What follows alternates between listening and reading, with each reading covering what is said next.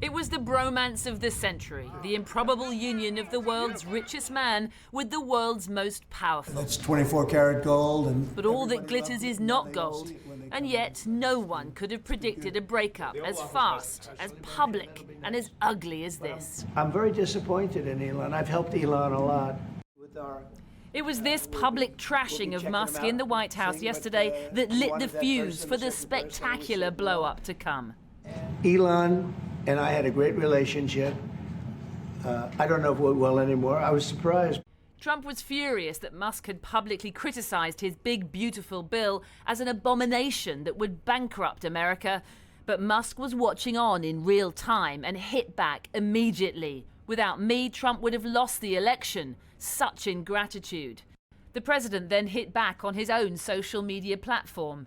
Elon was wearing thin. I asked him to leave. I took away his EV mandate that forced everyone to buy electric cars that nobody else wanted, and he just went crazy. And then came the threat. The easiest way to save money is to terminate Elon's governmental subsidies and contracts, to which Musk quickly replied, "Go ahead, make my day."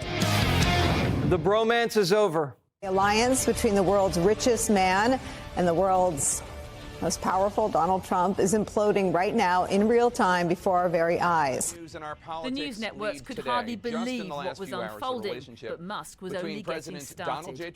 Time to drop the really big bomb. Donald Trump is in the Epstein files. That is the real reason they have not been made public.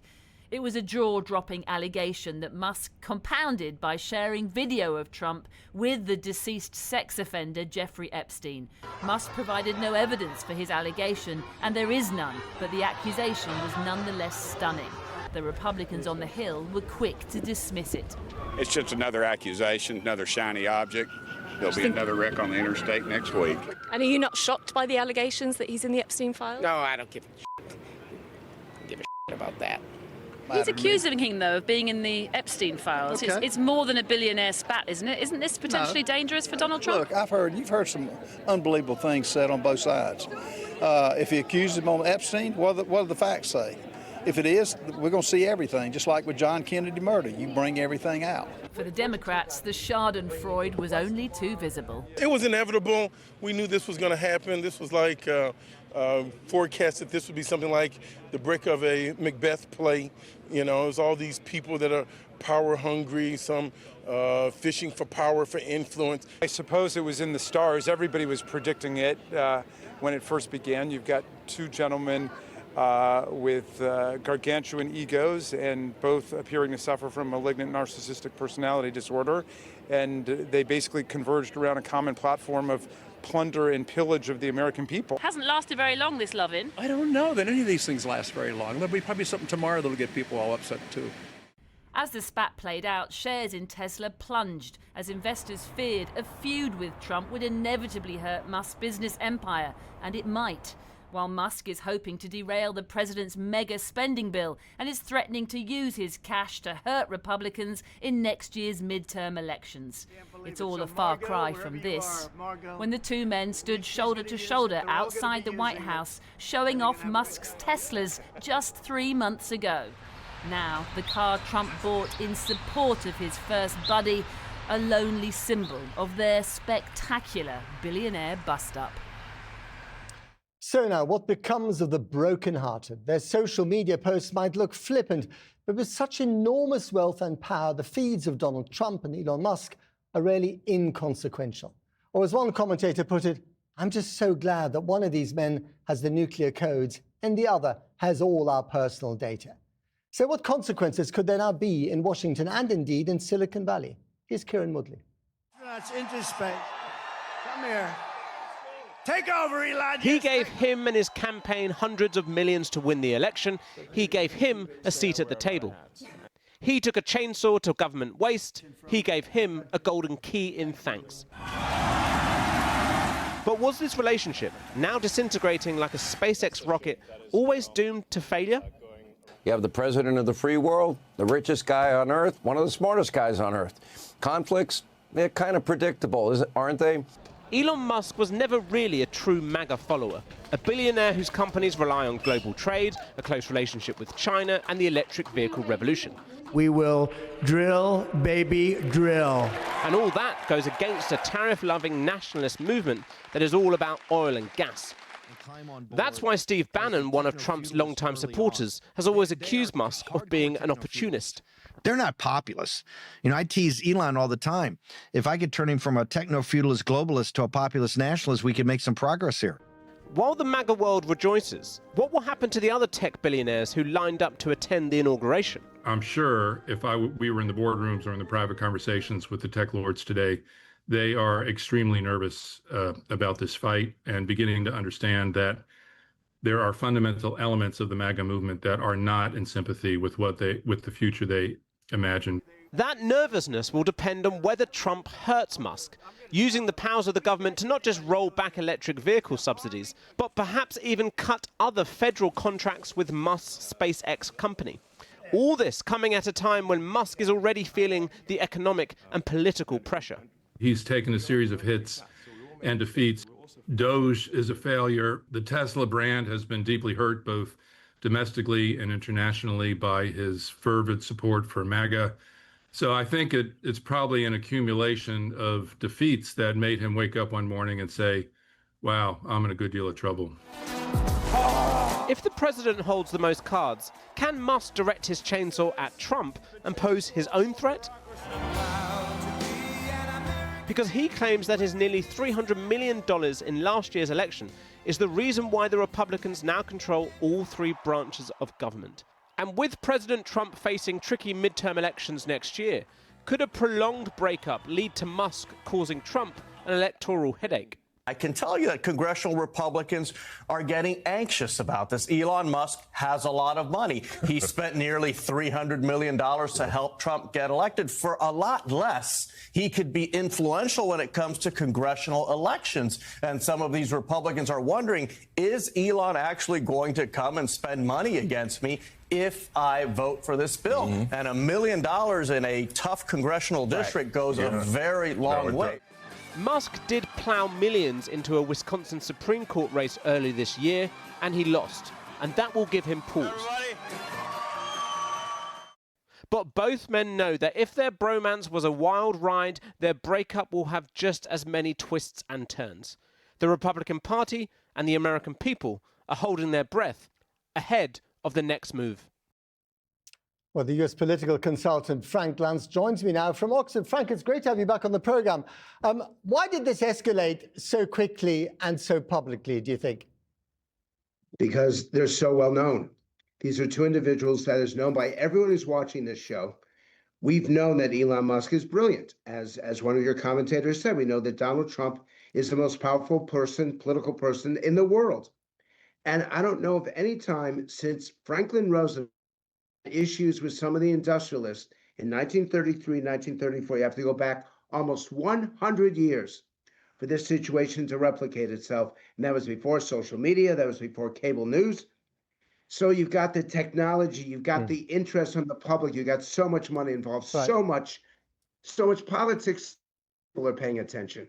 But in terms of the substance of their relationship, I guess you could say a breakup was inevitable because, you know, Musk has the biggest factory for Teslas in China. He didn't like the tariffs. You know, the MAGA crowd around Steve Bannon never liked Musk. They thought he was too snooty and too rich. Was this an inevitable breakup given their conflicts of interest?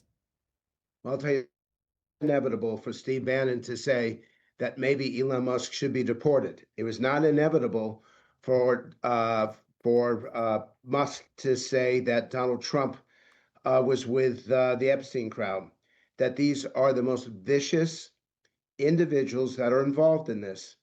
And just as it grew to something so powerful and so meaningful, the relationship to come apart, the bigger they are, the harder they fall. I've been using the analogy of this is King Kong versus Godzilla. This reminds me of a football match in your country, how dramatic it can be when the fans of both sides go to war against each other. We're not done yet. We've only just started this conflict. Okay, well, one of the things coming up is, of course, the vote in the US Senate on the big, beautiful budget. This is what they ostensibly fell out over. Is Musk in a position now, having withdrawn his support from the president and his money no longer being activated against Trump critics, is he in a position to torpedo this budget, and what consequences would that have? Well, the consequence is that this is the seminal legislation. The tax cuts, the budget cuts, how we're going to deal with Medicaid, all the issues are put into this one piece of legislation. And if Donald Trump fails to pass it, that's his justification for Republicans in the midterm election. So this is number one on everyone's radar. But number two is also how this impacts the elections in 2026. And the fact is, when Elon Musk was funding the efforts against the Trump opponents, it caused everyone to fold, caused everyone to compromise because they did not want to be primaried. Now it's wide open. Now anything can happen in 2026. I don't believe that Elon's break with Donald Trump will torpedo legislation. I do believe that we're going to see a new level of independence among Republicans in the House and the Senate, which may be a problem for Donald Trump, but it's certainly going to have an impact on where we go from here. So without the threat of Musk and his money, some of these Republicans who are very unhappy about this budget and a few other things like tariffs might rediscover that they have a spine. Actually, I got to be candid with you, and the answer is yes. That is the question. I know what they say in private. I know how they actually feel. And the pressure now is not going to be to cave. The pressure is going to be, if you haven't cut enough spending, there'll be more members who will say, I will vote no. If they haven't cut taxes far enough, more members saying, I will vote no. This could not come at a worse time for President Trump, but in the end, there's an issue here over the relationship between business and politics. I think it was an unholy relationship. It wasn't good for democracy. It wasn't good for economic freedom. What we need is more people involved, more issues, more legislation. I think this is absolutely essential for the future of the country. So I don't necessarily think this is a bad thing. Okay, Frank Luntz, thank you very much indeed. Well, Matthew Bartlett is a Republican strategist and former State Department appointee for Trump's first term in office. He joins me now from Washington. Matthew, thanks for coming on the program. I mean, there was this extraordinary coalition, wasn't there, all the way from Steve Bannon and the mega MAGA crowd to Elon Musk, a South African-born billionaire who came to America on a student visa, who believed that tariffs were nonsense, whose biggest factories in China, et cetera, et cetera. Is that coalition now kaput? I'm not sure if it's kaput, but there is a massive fracture in it right now. Matt, you're correct. Donald Trump came to power in 2016 largely on a white working class vote. He then returned to power in 2024 with that same base, expanded into vast minority groups and working class parts of the population, combined with this high-tech bro led in part by Elon Musk.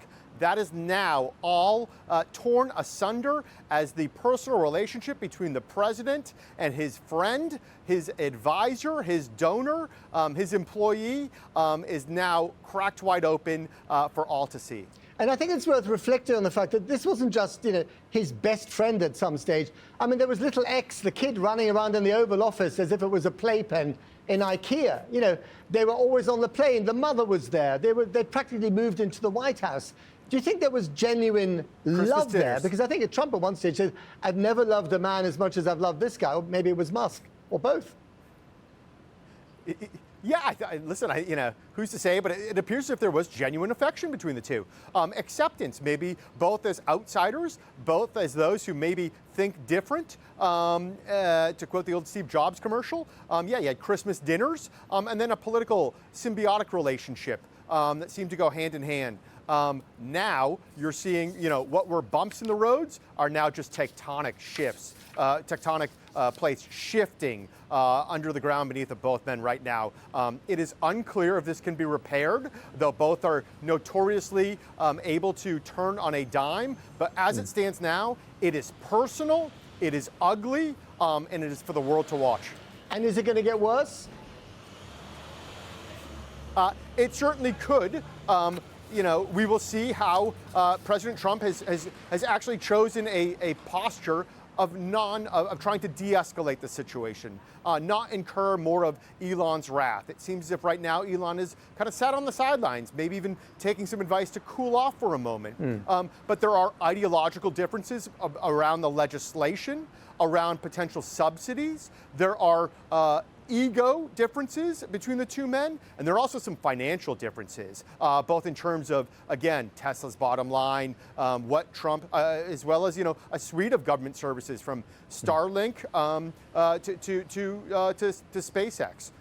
So this is a complicated situation. It may appear entertaining, but there's some very serious consequences, ramifications from Capitol Hill to the campaign trail.